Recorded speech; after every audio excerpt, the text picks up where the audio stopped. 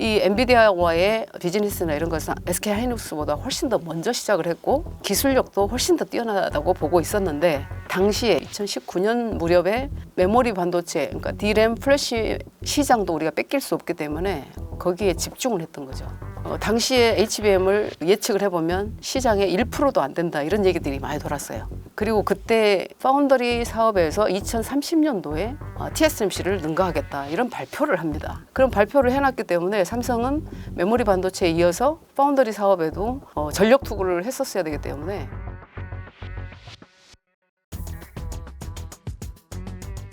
특별한 경제 강의 머니 특강. 안녕하세요, 주식 초등학교 여러분. 저는 오늘의 특강을 맡은 양향자입니다. 현재 개혁신당 반도체 특위위원장을 맡고 있습니다.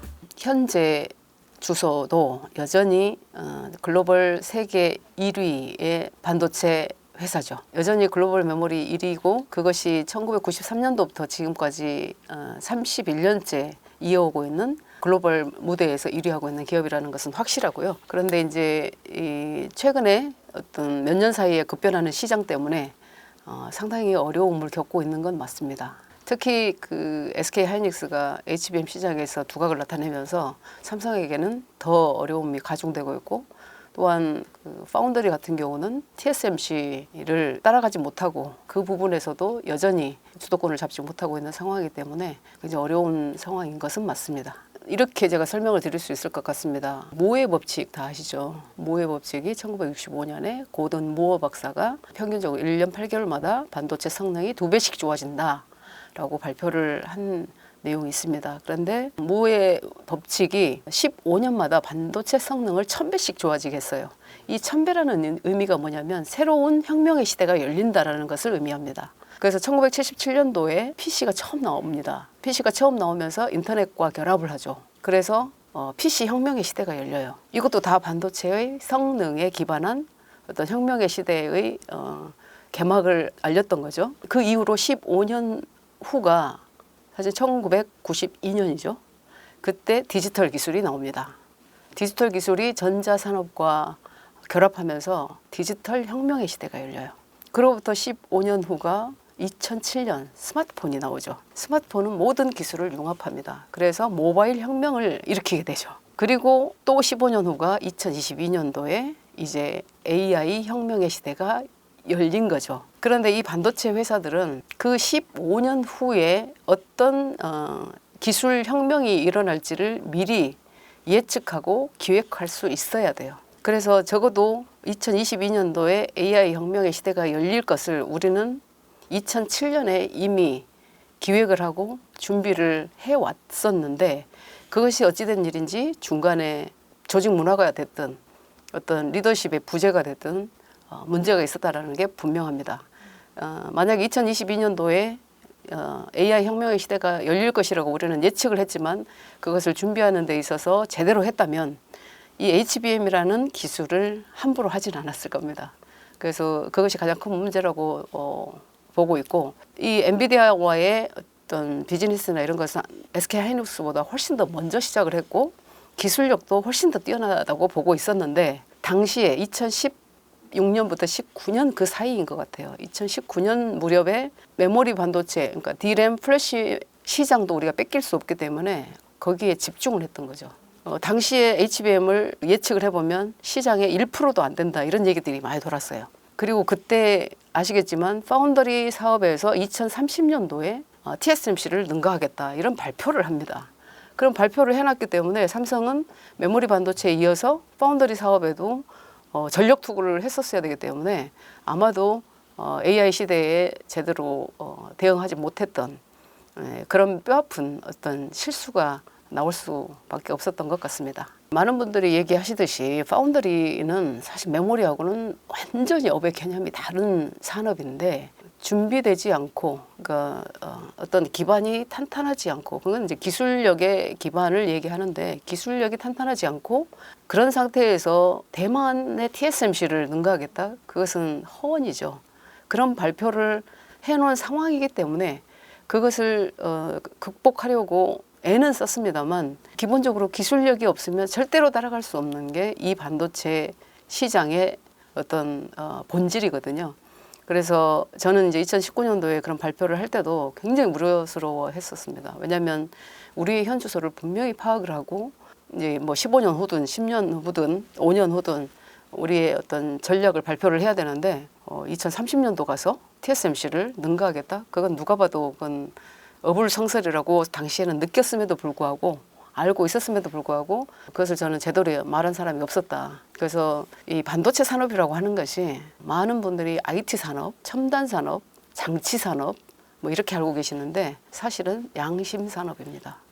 그리고 근본이 확실한 어떤 근본적으로 확실한 기술력이 없으면 불가능한 일이기 때문에 굉장히 조심스러워하거든요. 어떤 전략 발표라든지 기획 발표라든지 이런 것은 굉장히 조심스러워하고 여러 번의 어떤 검증을 거쳐서 우리가 할 수 있는지를 이렇게 우리의 지금의 어떤 그 리소스라든지 그런 부분들을 다 파악한 다음에 발표를 하는데 무슨 일인지 그 발표를 빠르게 하는 것을 보고 저는 굉장히 우려스러워했습니다. 그러다 보니까 이제 무리가 돼요. 무리가 되는데 무리가 되더라도 그래. 전 어떤 연구원, 전 사원들이 힘을 합쳐서 우리가 저 비전으로 가자. 그런데 우리가 저 길을 왜 가야 되는지 지금 메모리 하기도 버거워 죽겠는데 우리 보고 어쩌자는 건지 이것에 대한 어떤 보살핌, 진실한 어떤 파악이 없었던 것 같아요. 그래서 밑에 일하는 어떤 사원과 리더십을 발휘하는 그 분들과의 괴리가 상당히 이제 커져 버렸다.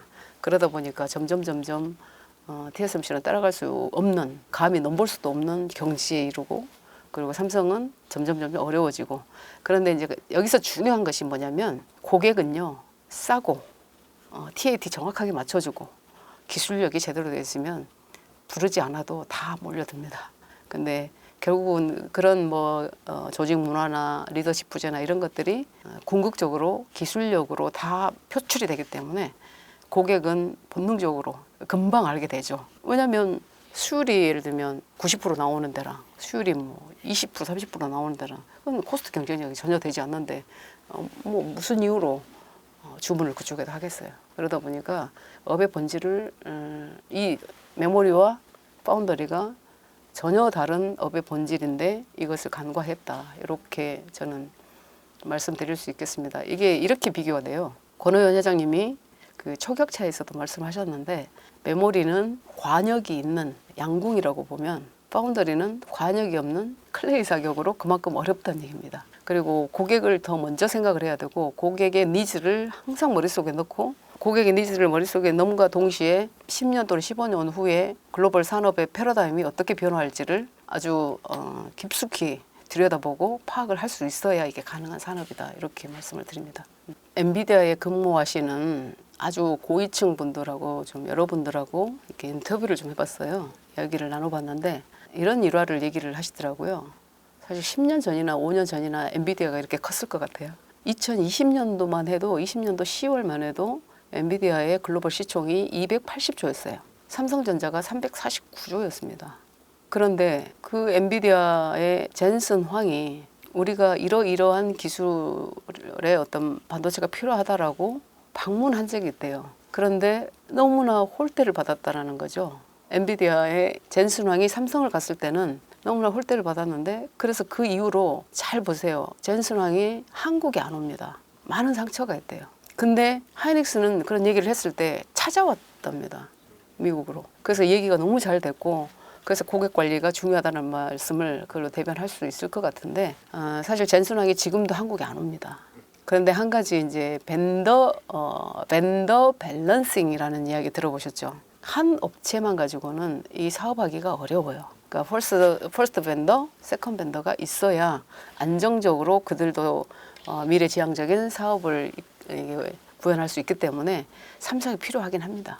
HBM도 필요하고 TSMC가 하고 있는 파운드리도 필요하고 그렇기 때문에 삼성은 상당히 기회거든요. 이때 어떻게 치고 나가느냐가 문제인데 사실 이 문제를 해결하려면 한 기업이 해결할 수는 없습니다. 제가 여러 번 얘기하지만 이거는 정부, 민관, 여야 다 같이 기업을 도와야 가능한 산업이기 때문에 이게 특히 이제 정치권의 입법기관이 중요하다는 말씀드립니다. 그런데 반도체가 이만큼 중요하다는 것을 아마 국민들께서도 아마 한 1, 2년 사이에 알게 되신 것 같아요. 바이든 대통령이 웨이퍼를 들고 이게 정말 중요하다 이렇게 말씀하실 때 알았고, 취임하자마자 첫 번째 방문 국가가 대한민국이었는데 국회로 가는 것도 아니고 평택이라니, 이렇게 해서 많은 분들에게, 우리 국민들도 알게 됐죠. 아, 이게 너무나 중요한 어떤 산업이구나.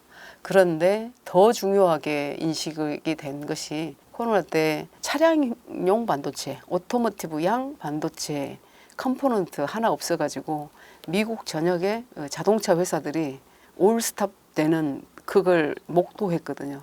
그러면 어떻게 돼요? 대량 해고 사태가 일어나고 경제가 마비될 수가 있기 때문에, 아, 이게 반도체가 그 설계만 해서는 되는 게 아니구나, 제조 클러스터가 중요하구나, 이렇게 깨달은 계기가 된 거죠.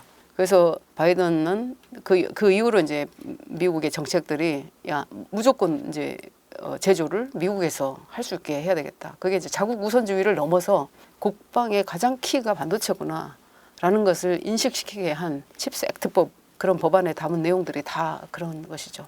근데 우리나라는 여전히 이게 반도체가 삼성의 어떤 삼성과 SK의 문제지 우리하고 무슨 관계냐, 이런 말씀들을 하는 분들이 너무 많고, 사실 이제 언론에 감사한 것은 언론이 제대로 다루기 시작한 게 한 2년쯤 된 것 같아요. 지금 이제 특히 머니투데이가 잘 다뤄주고 계셔서 감사하죠. 네. 삼성전자의 리더십이 지금 예전과 같지 않다. 그것은 아마도 이건희 회장 때의 리더십을 얘기할 거예요. 그러니까 혁신이라는 것은 아무나 입에 오를 수 있는 말이 아니거든요. 혁신은 잘 나갈 때, 위기 때가 아니라 정말 기업이 잘 나갈 때 발끝에서부터 머리끝까지 자기의 표피를 스스로가 벗겨낼 수 있는 각오와 그런 결단이 필요한데, 마누라와 자식 빼고 다 바꿔라 라는 그런 리더십에 그게 들어있거든요. 그래서 그만큼 혁신이 어렵고 힘들고 고통이 따른다라는 건데, 지금 그런 혁신을 해낼 수 있느냐, 그게 가장 외부에서 보면 삼성을 바라보는 관전 포인트인 것 같아요. 근데 단순한 그 사과에서 그쳐서는 안 된다, 저는 그렇게 생각을 하는데, 제가 이제 전영현 부회장님 정말 오랫동안 같이 일을 했던 멤버로서 전영현 부회장님의 그런 사과문은 굉장히 진실하다고 봐요. 근데 제가 그분한테 일하면서 배운 건 뭐냐면, 아무리 새로운 어떤 조직에 처음으로 부임했다 하더라도 그 전날까지 일어났던 문제들에 대해서 내 책임이다라는 그 책임감을 확실하게 장착을 해요. 그래서 지금 그 과거에 있었던 일도 내 책임이고, 앞으로 지금에 일어나고 있는 것도 내 책임이고, 앞으로 일어날 일도 내 책임이다, 이렇게 책임의식을 분명히 하거든요. 그래서 지금의 이런 상황들은 이게 리더십의 문제지 어떤 사원들의 문제가 아니라고 하신 모습에서 저는 그분의 어떤 진정성을 받고, 그리고 절대로 남한테 그 책임 전가하지 않아요. 파괴적 결단을 해서 이게 실패로 돌아가는 기술이라 하더라도 그것을 가지고 그 다음을 준비를 하지, 이게 실패했다고 누구를 추궁하거나 누구를 탓하거나 절대로 그러지 않습니다.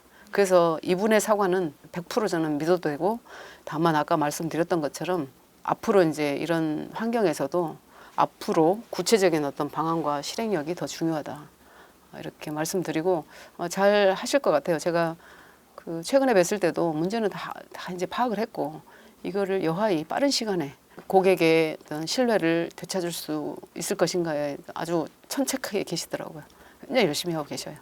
위기인 건 분명하나 기회죠. 왜냐하면 엔비디아나 AMD나 앞으로의 그 글로벌 산업 지형을 보면 AI 시대가 더 확장되고 더 빨라지고, 이게 패러다임 시프트가 아주 가속화되고 있는데, 이때의 기회는 다 반도체 회사들이에요. 그런데 반도체 회사들 중에서도 삼성이 지난 30년, 40년 축적해 온 기술이 있고, 그리고 누구도 하지 못하는 메모리와 파운더리를 동시에 하고 있고, 거기에 HBM이라고 하는 TSV 기술도 가장 고성능의 기술을 가지고 있는 상황이고, 다만 이걸 어떻게 제대로 적기에 시장에 내놓고, 엔비디아가 이제 앞으로도 지속적으로 SK 하이닉스와의 어떤 파트너십으로 전 세계의 AI 시장을 확장해 나가는데, 어느 시점에 이거를 들어갈 수 있느냐, 그건 굉장히 중요한 거거든요. 근데 사활을 걸고 있는 것 같아요. 지금 보니까 우리 후배들도 정말 한 마음으로 좀 모아주는 것 같고, 이때 뭐 노조 문제 이런 것들이 있으면 정말 치명적이죠.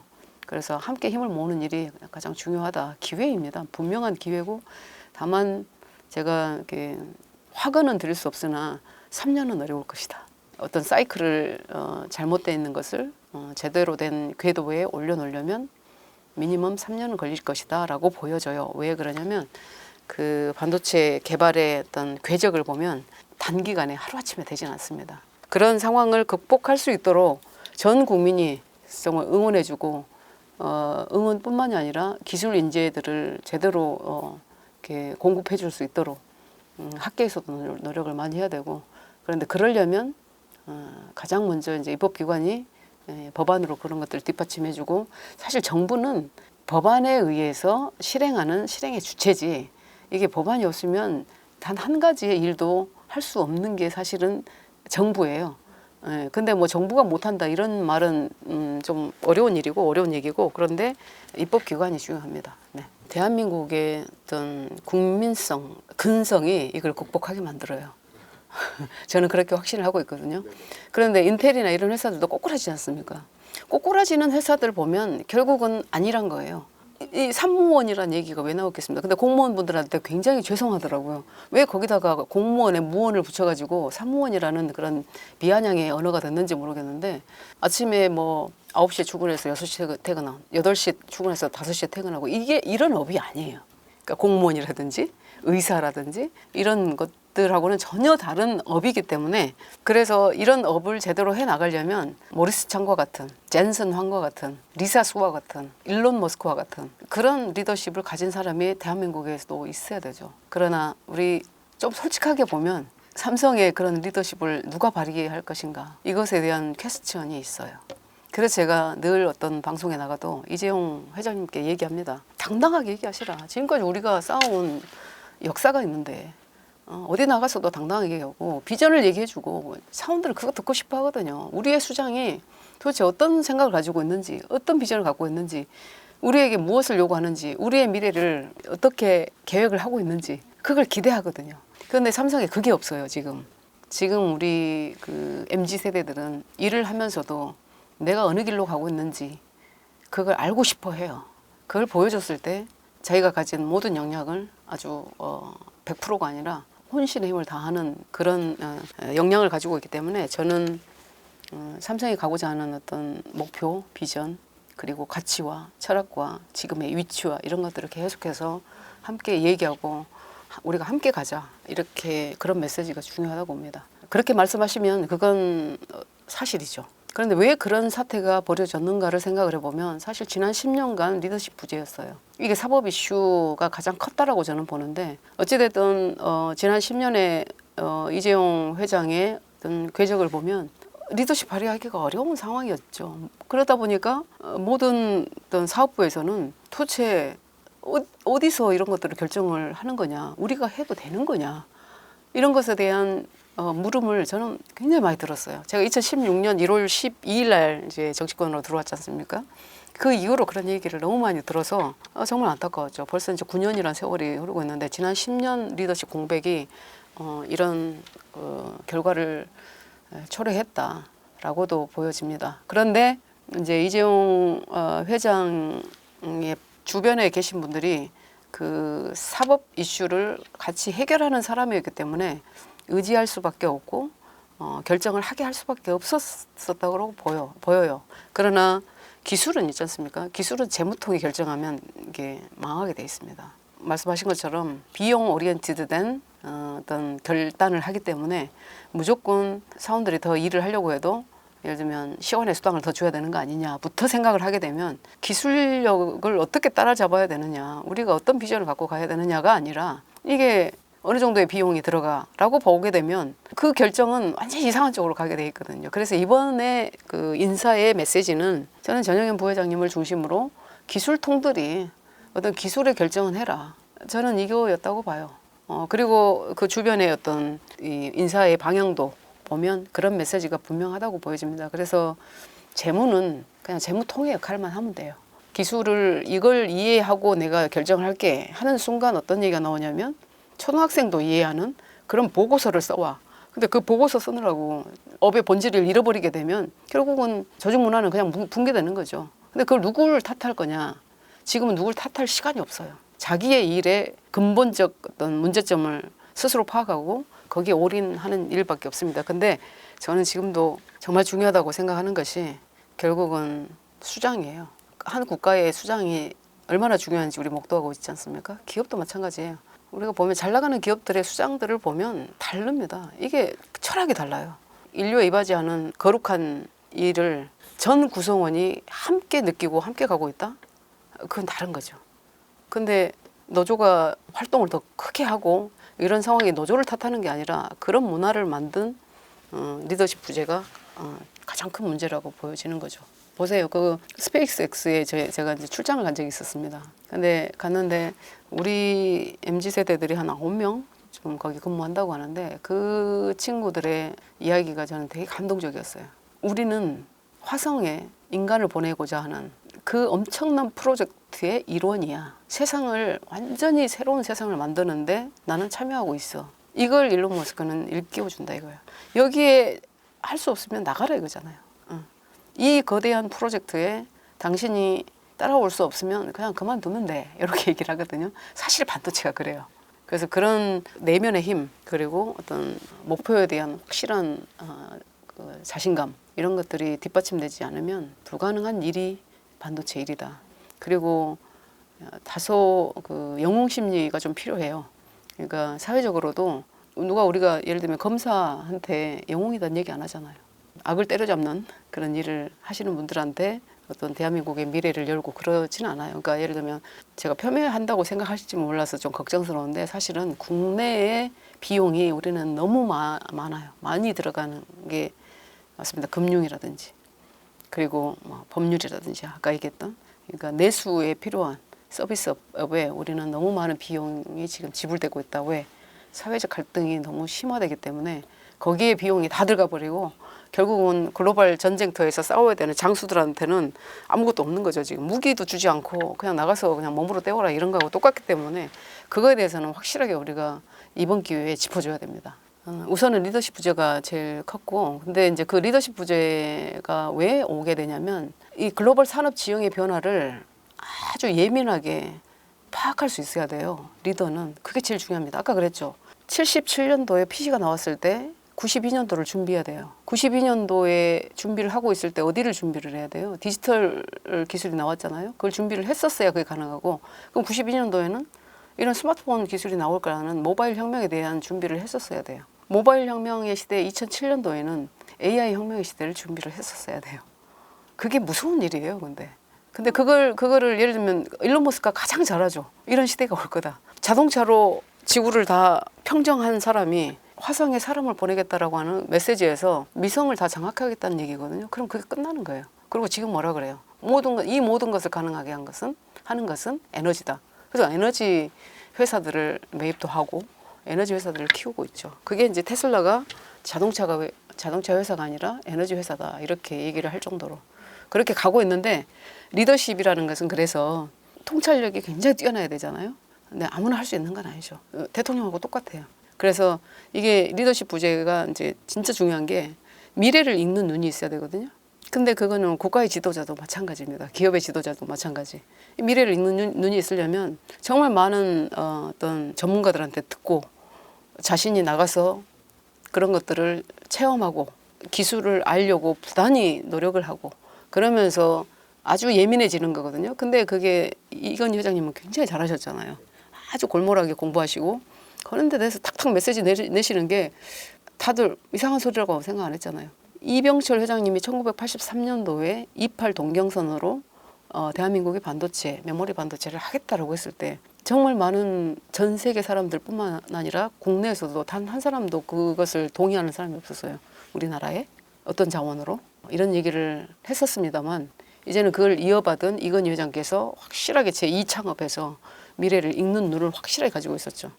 그래서 반도체가 우리 대한민국을 살리는 호국 신기가 되고 삼성, SK, 뭐 동부하이텍 이런 회사들이 호국 신산이 되고 있는 거거든요. 근데 그러면 22년도에 AI 혁명 시대인데 그러면 15년 후 2037년은 어떤 시대가 열릴까? 그것에 대한 고민이 이렇게 리더십을 제대로 발휘하려면 그것에 대한 고민이 확실하게 있어야 되고 근데 이제 한 가지 변화가 있죠. 이 15년 후를 생각을 해야 되는데 이제 그게 당겨졌어요. 그거 아셔요? 젠슨 황의 법칙이 나왔습니다. 젠슨 황의 법칙이 2023년도에 젠슨 황이 뭐라고 하냐면 반도체의 어떤 성능이라고 하면은 메모리는 메모리 용량이었거든요. 근데 이제는 연산의 속도예요.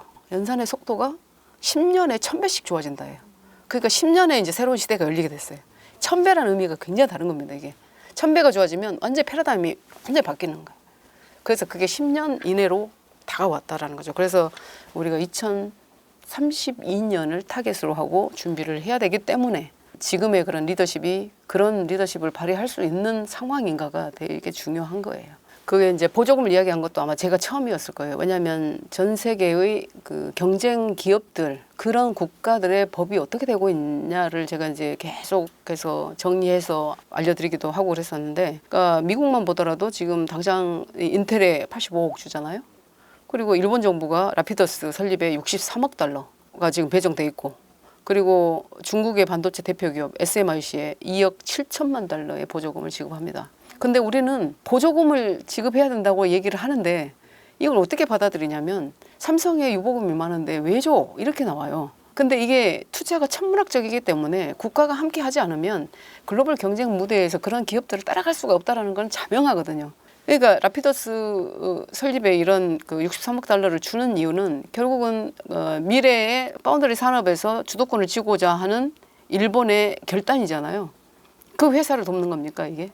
국가의 어떤 경쟁력을 키우는 거라고 인식을 해야 되는데 한 기업의 일이 아니다라고 여러 번 얘기를 해도 국가 경쟁력이 아니라 이거는 대기업의 어떤 혜택, 특혜 이런 인식을 갖고 있는 분들이 여의도에 많이 포진하고 있기 때문에 그 인식을 바꾸기가 어려워요. 왜 어렵냐면 반도체 기술에 종사하지 않았거나 아니면 그 기술을 모르는 분들은 이게 안 들어와요, 머릿속에. 어떤 메커니즘으로 이게 국가 간의 경쟁이 되고 이 공급망이라든지 파트너십이 왜 중요한지가 들어오지 않기 때문에, 그래서 제가 그 산자위에 있을 때도 반도체 특별법 시즌 1 통과시키기 위해서 정말 제가 저를 목숨 버렸어요. 그때 국가가 위험하거든요. 어떤 일을 했었냐면 이제 뭐 왜 과거보다 이렇게 안 좋아졌냐라고 얘기를 해보면, 이제 제가 2016년도에 1월 달에 나왔다고 그랬잖아요. 벌써 9년입니다. 제가 있었던 30년의 세월을 이렇게 돌아다 보면 아까 말씀드렸었죠. 15년 후를 예측하면서 간다라는 게 상당히 어려운 일이지만 적어도 10년 후에 이 글로벌 산업 지형이 어떻게 변화할 것이라는 게 그려져야 이게 로드맵이 만들어지거든요. 지금 하는 일. 그 로드맵이 만들어지는 것이 뭐냐면 기술 인재들이 어느 정도 필요하고 언제 어느 때 얼마가 필요하다는 걸 예측을 해서 그 자료를 각 학계에다가 전달을 해야 되잖아요. 그게 교육부와 이제 기업과 하는 일이잖아요, 그것도. 그런데 어느 때부턴가 그게 없어졌어요. 로드맵 자체가 없어졌어요. 왜 없어졌느냐면 대한민국이 97년도, 98년도에 IMF 사태를 겪으면서 이공계 기피 현상이 너무 강하게 왔기 때문에 우리 학생들이 이공계로 안 갔잖아요. 근데 지금 보면 이공계로 안 간 그 폐해가 지금 엄청난 국가적 어려움으로 지금 결과적으로 나오고 있는데, 지금 또 어때요? 의대 이게 증원 사태, 이 상황에서 지금 대한민국의 기술 기업들은 어쩌란 말이냐라는 거예요. 그 지금이라도 적어도 옆에 나라 대만이라도 보란 얘기예요. 대만은 이공계 입시가 2번 있습니다. 교육을 이제는 지금 코딩 교육 다 없어졌죠. AI가 나오면서 파이썬 뭐 프로그램 필요 없다 이렇게 나와버리잖아요. 그랬을 때 그런 것들 준비도 교육도 적어도 10년의 계획을 세워서 해야 되거든요.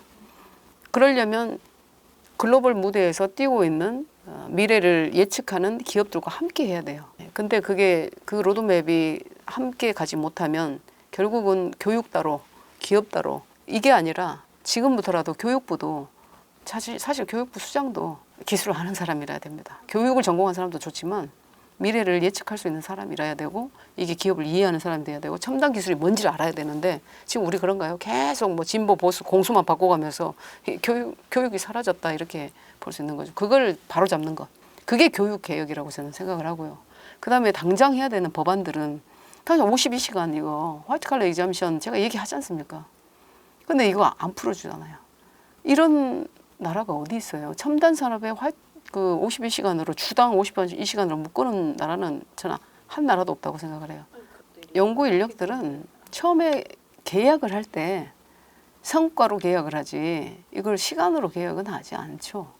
그리고 일을 하고 싶어 하는 어떤 꿈이 큰 사람들, 그다음에 자기의 어떤 분명한 로드맵을 갖고 있는 개인적으로도 그런 사람들은 일을 하게 해줘야 되고, 그다음에 이제 업의 특성상 이게 전쟁이기 때문에 군사들이 있잖아요. 언제 얼마만큼 필요할지를 몰라요, 사실은. 그런데 TAT를 맞추는 데는 주당으로 이렇게 끊어서는 맞출 수가 없다, 이 말씀을 드리고, 그러니까 1년 내에서도 한 3개월이 개발 기간으로 보면 그때가 가장 하드한 시간이 돼요. 그냥 야전 침대 놓고 밤낮으로 일을 해요. 저도 그랬거든요. 근데 그러라는 얘기가 아니라 그럴 때가 필요하다는 얘기예요. 그러니까 머리시청도 그런 얘기 하더만요. 야전 침대 갖고 일을 할 수밖에 없다. TSMC 그렇게 한다. 왜? 고객이 우선이니까. 고객이 이때 달라고 하는데 이때 안 주면 시장을 잃어버리니까. 근데 그걸 맞춰야 되는데 우리 8시간 일하고 갈 거예요. 주 52시간 나 다 찼어요. 나 더 이상 못해요. 이게 말이 되냐고요. 그거를 그래서 화이트 칼라 이그젬션이라고 하는 게 첨단 산업자는 이그젬션이라고 하는데, 지금 우리가 그 투자시 세액 공제하는 그 첨단 산업의 군이 있어요. 적어도 거기서 일하는 사람들은 이거에 대해서 풀어라 이거예요. 그래도 다 알아서 하거든요. 일본에서도, 그러니까 이제 미국이 화이트 칼라 이그젬션 법안을 했는데 일본도 일본판 화이트 칼라 이그젬션이고 또 하나가 있어요. 고도 프로페셔널 제도가 있어요. 고도 프로페셔널. 그 제도는 거기는 근무 시간 따지지 않아요. 네. 자기의 성과로 그냥 연봉으로 이렇게 계약을 하고 거기에 대해서 제대로 반영을 해주고, 그리고 우리 젊은 친구들도 사실은 꿈이 있는 친구들은 그런 시간에 연연하지 않지 않습니까? 그렇죠. 그래서 이제 프로핏 쉐어링이라는 걸 제도를 둬놨는데, 이것도 제가 있을 때는 프로핏 쉐어링, 그러니까 PS 받을 때 그 PS의 금액이 옆에 사람들 누구 얼마 받는지 전혀 몰랐거든요. 개개인을 다 평가를 달리해요. 그래서 리더가 정말 중요한데 그 평가를 제대로 할 수 있는 리더를 해야 돼요. 그래서 우리가 이제 임원이 됐을 때 진짜 이 평가만 아니면 임원 해먹겠는데, 도대체 이게 제일 어려운 일이에요. 이 사람을 어떤 평가를 어떻게 해줄 것인가, 이 사람 미래를 어떻게 열어줄 것인가, 그 고민하지 않는 부서장은 잘려 마땅하죠. 집에 가야죠. 그러니까 그게 제일 어려운 일이었어요. 그 연구원 한 사람에 대한 평가. 아마 언론사에서도 그 평가가 제일 예민할걸요. 근데 이제 이건희 회장님이 하신 말씀 중에 그 100명이 있으면 20명이 끌고 가고 나머지 20명은 그냥 뒷다리 잡는 사람들이 20명의 포진에 있고, 이 60명은 그냥 대충 노말한 사람들인데 다 필요한 사람들이긴 하나, 오죽했으면 이건희 회장님은 그랬겠어요. 월급 줄 테니까 뒷다리만 잡지 마라. 그게 무슨 뜻인지 저는 너무 잘 알아요. 그러니까 일을 하고 싶지 않으면 하지 말란 얘기예요. 괜찮아요. 그냥 집에 가고. 근데 제대로 일할 사람들까지 이렇게 그 조직의 분위기로 일도 못하게 하거나 뒷다리 잡거나 그런 일이 있어서는 안 된다는 얘기거든요. 그러니까 이제 사실은 첨단 산업은 기본적으로 경쟁이라는 무대 위에서 산업이 이게 이루어지기 때문에 무서운 일이죠, 이게. 그 조직원들 간에도 경쟁이 심화되거든요. 그러니까 연봉도 차이가 나지만 실제로 PS, PI가 다 차이가 나기 때문에 되게 민감하고 예민한데 어쩔 수 없어요. 그 경쟁에서 이긴 사람이 결국은 세계 무대에서 전쟁터에서 영웅이 되는 것이기 때문에 그걸 확실한 어떤 처우를 해주겠다라는 분명한 게 있어야 되고, 그 2019년도에 일본의 소재 규제 기억나시죠? 플루어린 폴리이미드, EUVPR, HF라는 이 세 가지의 소재 규제를 딱 당했을 때 대한민국 국민들이 어떻게 느꼈어요? 경제 침략을 했구나. 이걸 어디를 보고 그런 얘기를 했을까요? 결국은 언론에서 그렇게 얘기를 해주는 거거든요. 근데 이게 소재 세계가 아니라 대한민국의 미래를 타격한 거예요. 정밀 타격한 거라고. 메모리 반도체의 파운드리까지 주도권을 갖게 될까 봐 일본은 그 당시에 그걸 안 할 수가 없었어요. 왜 했느냐? 결국은 2030년도까지 TSMC를 넘겠다고? 두려운 거죠. 그렇게 할 수가 없게 만들려고 플루어린 폴리미드, EUVPR, HF 이 세 가지를 정밀하게 딱 골라가지고 타격을 했는데, 반도체 특위위원회가 필요하다라고 느낀 게 그때였어요. 반도체를 아는 사람이 대응을 해야지 뭐 법을 했던 사람이 대응을 하겠어요? 아니면 운동권에서 대응을 하겠어요? 이게 뭐 누가 대응을 하겠어요? 그 언론인들이 대응을 하겠어요? 그래서 제가 이제 반도체 특위위원장을 했고, 그때부터 제가 지금까지도 반도체가 이제 산업을 넘어서 먹고 사는 문제를 넘어서 죽고 사는 문제가 돼버렸다. 결국은 국가의 흥망성쇠가 달려있는 일이 돼버렸다 해서 반도체 특위가 만들어졌고, 근데 반도체 특위위원장을 했고, 그 다음에 제가 무소속으로 있으면서 국민의힘 반도체 특위위원장도 맡았죠. 근데 이제 정부가 할 일이 너무나 중요한데 이게 입법으로 뒷받침해주지 않으면, 그러니까 입법기관이 뒷받침되지 않으면 이게 정부가 할 수 있는 일이 아니에요. 예를 들면 반도체 특별법, 뭐 전력망 특별법, 한전 기본법, 그다음에 AI 기본법 이런 것들이 제대로 법안이 이제 상정되고 그게 통과가 되게 하려면 그 기술을 아는 사람이 소위나 이런 데 가서, 본회의나 소위에 가서 그걸 설명을 해야 돼요. 사실 이제 왜 반도체가 그렇게 중요하다라고 계속 그런 얘기를 하느냐, 저한테 그런 질문이 많아요. 왜 양양자는 반도체만 얘기를 하느냐? 그런데 아시잖아요. 반도체가 다입니다. 기승전 다 반도체예요. 왜? 우리 지금 그 AI 혁명의 시대에 기본이 다 반도체죠. 데이터, 통신, 네, 그리고 뭐 모빌리티, 자율주행 자동차, 뭐 드론, 우리 스마트폰, 로봇 이런 모빌리티도 다 반도체를 기반으로 하고 있고, 이번에 트럼프 당선인이 딱 그 조선을 얘기했지 않습니까? 조선도 반도체예요. 그래서 조선을 얘기를 하지만 실제로는 반도체가 있습니다. 그리고 모든 금융, 모든 무역, 네, 이런 모든 산업의 바탕이 근간이 다 반도체로 이루어지기 때문에 우리 대한민국의 반도체의 그 기술이 대한민국을 대한민국으로 지켜주고 있는 것이다라고 말씀드리고, 대한민국이 비전이 뭔가라는 질문을 해보면 누구도 대답을 못합니다.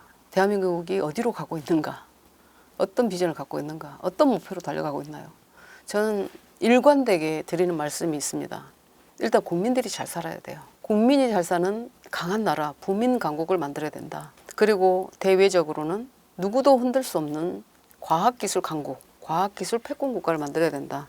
이 두 가지 아젠다를 지속적으로 얘기하는데 결국은 그 길이 우리가 기술로 선도하는 선도국가가 되어야 된다는 거거든요. 앞으로의 아젠다는 저는 선도국가라고 봐요. 선도국가가 되어야 된다. 그러려면 기업의 모든 책임을 맡길 것이 아니라 정치가, 정부가, 그리고 우리 학계, 우리 국민 모두가 그 길을 향해서 함께 힘을 모아주는 일, 그것이 대한민국의 미래, 우리 청년들의 미래를 위하는 길이다라고 다시 한번 강조드립니다. 부민 강국, 과학기술 패권 국가. 네, 고맙습니다.